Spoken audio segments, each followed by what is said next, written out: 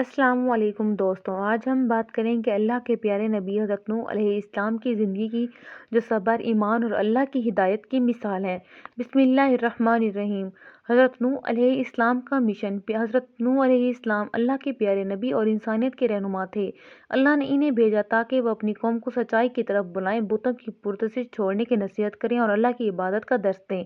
حضرت نوح نے اپنی قوم کو کئی سالوں تک صبر اور حکمت کے ساتھ نصیحت کی۔ وہ دن رات لوگوں کو اللہ کے راستے پر چلنے کی دعوت دیتے رہے، انہیں گناہوں سے بچنے اور نیکی کی طرف آنے کا سبق دیتے، لیکن افسوس کہ ان کی قوم نے ان کی باتوں کو سنجیدگی سے نہیں لیا۔ لوگ مذاق اڑاتے، انکار کرتے اور اللہ کے پیغام کی مخالفت کرتے۔ حضرت نوح کبھی غصہ نہیں ہوئے، نہ ہی جھوٹ کا سہارا لیا۔ وہ ہمیشہ اللہ پر بھروسہ کرتے اور صبر کے ساتھ اللہ کے پیغام کو پہنچاتے رہے۔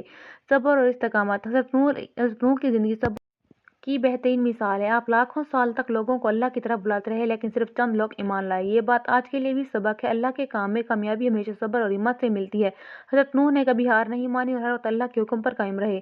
اللہ کی ہدایت اور کشتی کی تیاری۔ آہستہ آہستہ حضرت نوح کی قوم کو نافرمانی اور گناہوں کی بڑھوتری نے انتہا کر دی۔ اللہ تعالیٰ نے فیصلہ کیا کہ گناہگاروں کو سزا دے دی جائے، لیکن ایمان والوں کو محفوظ رکھا جائے۔ اللہ نے حضرت نوح کو حکم دیا کہ وہ ایک بڑی کشتی بنائیں۔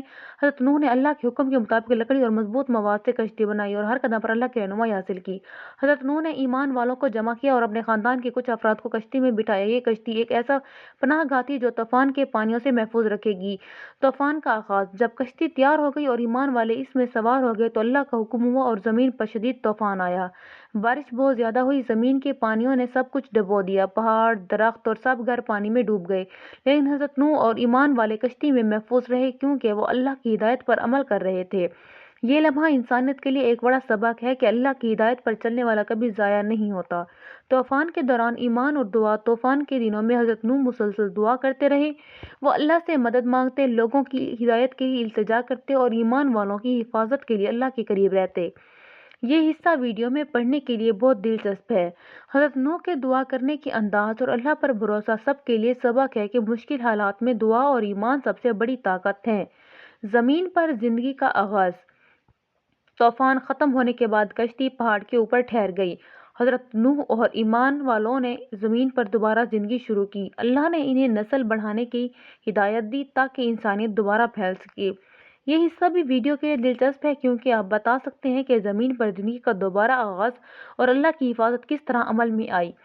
حضرت نوح کی تعلیمات اور سب کے لیے سبق۔ حضرت نوح نے اپنی زندگی میں انسانیت کو بہت کچھ سکھایا۔ اللہ کی عبادت سب سے اہم ہے۔ صبر اور استقامت کامیابی کی کلید ہے۔ اللہ کے حکم پر چلنے والے ہمیشہ محفوظ رہتے ہیں۔ مشکل حالات میں دعا اور اللہ پر بھروسہ سب سے بڑی طاقت ہے۔ حضرت نوح علیہ السلام کی کہانی ہمیں صبر، ایمان اور اللہ کی ہدایت پر چلنے کا درس دیتی ہے۔ جزاک اللہ۔